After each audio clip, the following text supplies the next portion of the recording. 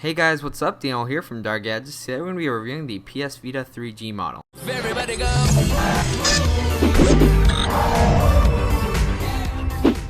First of all, the PlayStation Vita retails for $250 for the Wi-Fi model and $300 for the 3G model.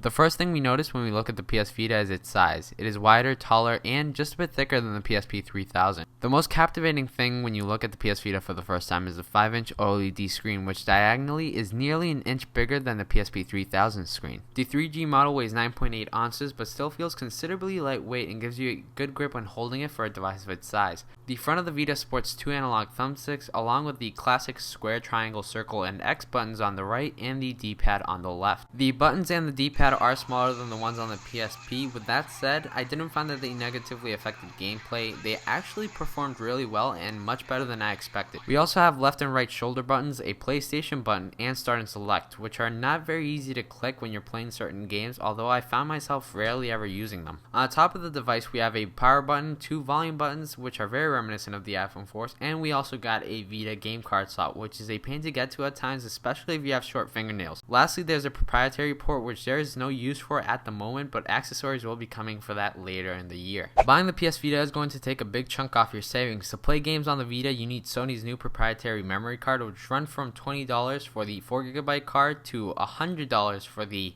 32GB card, meaning if you want to play a game like Uncharted, the cheapest you could buy the PS Vita for is $320. The PS Vita has a new bubble UI, which is very easy to use and navigate through. It's also extremely responsive and similar to the experience of using iOS. The animations are smooth and there are plenty of visual indicators that help you learn your way around, as well as Welcome Park, which teaches you the Vita's basics. Like iOS, the Vita allows for a bit of customizing. You can change the background colors, move apps around, and create or delete pages. When you first insert a game card onto the Vita, it installs an icon or kind of like an app to launch the game and stays there even when the game is not inserted.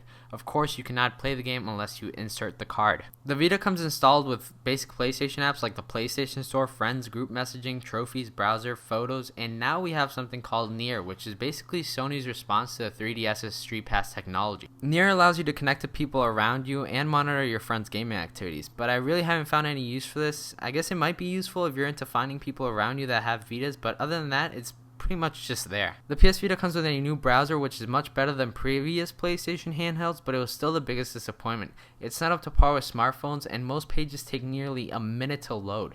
And when you go ahead and scroll through the pages, it checkers a lot. And there is also no way to watch YouTube videos at the moment, since the Vita does not have the required HTML files to load online videos. So the browser is pretty much useless. With the Vita sporting front and back cameras, we now have the ability to take pictures and record videos from the Photos app. The VGA cameras are better than the 3DS, but again, they don't have good enough quality to actually use to take pictures, nor would you want to, since even under the best lighting, the pictures look washed away. As far as video goes, it's okay, but it's really just there as an extra feature. The colors again look washed out. Both cameras are really just there for the augmented reality games and games that require the camera, like Reality Fighters and Little Deviants.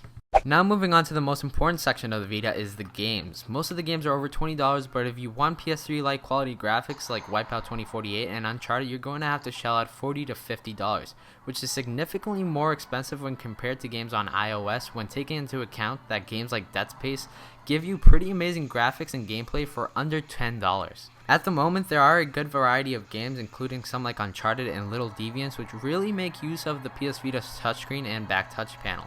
Little Deviants is sort of like Wii Sports because it really shows off what the Vita can do. The game is composed of various mini-games that you have to beat, and every game you beat, you get a part for a ship, and the objective is to finish building the ship by collecting all of its parts. The game required me to use the back panel to create hills so the Deviant rolls to collect the stars and then goes into a black hole, and there are also many games that require the use of both the front and back touch controls like this one, in which you have to push the robots out of the window depending on which way they are facing. I did find myself sometimes having to move my whole hand to reach the center of the screen, but you're used to this if you've ever used a tablet. One of the best things the Vita has going for itself are the visuals. I was extremely amazed when playing games like Wipeout 2048 since the colors were so vivid and the gameplay was long enough not to let the fun die in just a couple of hours.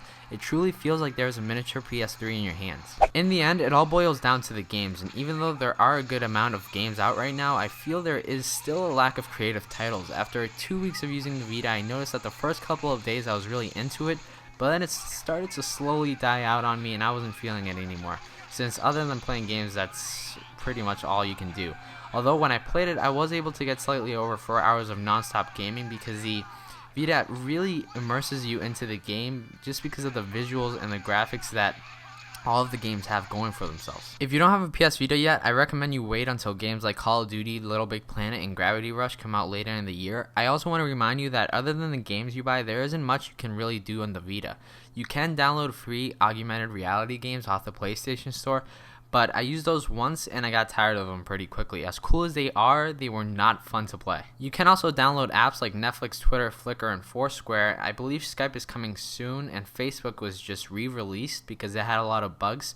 I was really excited when Netflix was released, but after watching a couple of movies, I found it annoying that the app would take so long to load. I also got a bunch of errors overall with the experience of the app.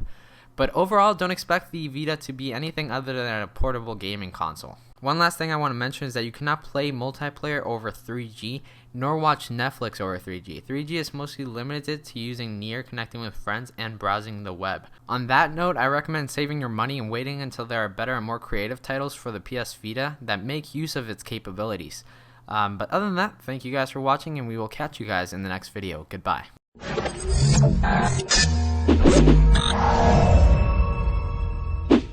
These are very anticipated. They just got launched today because the PS Vita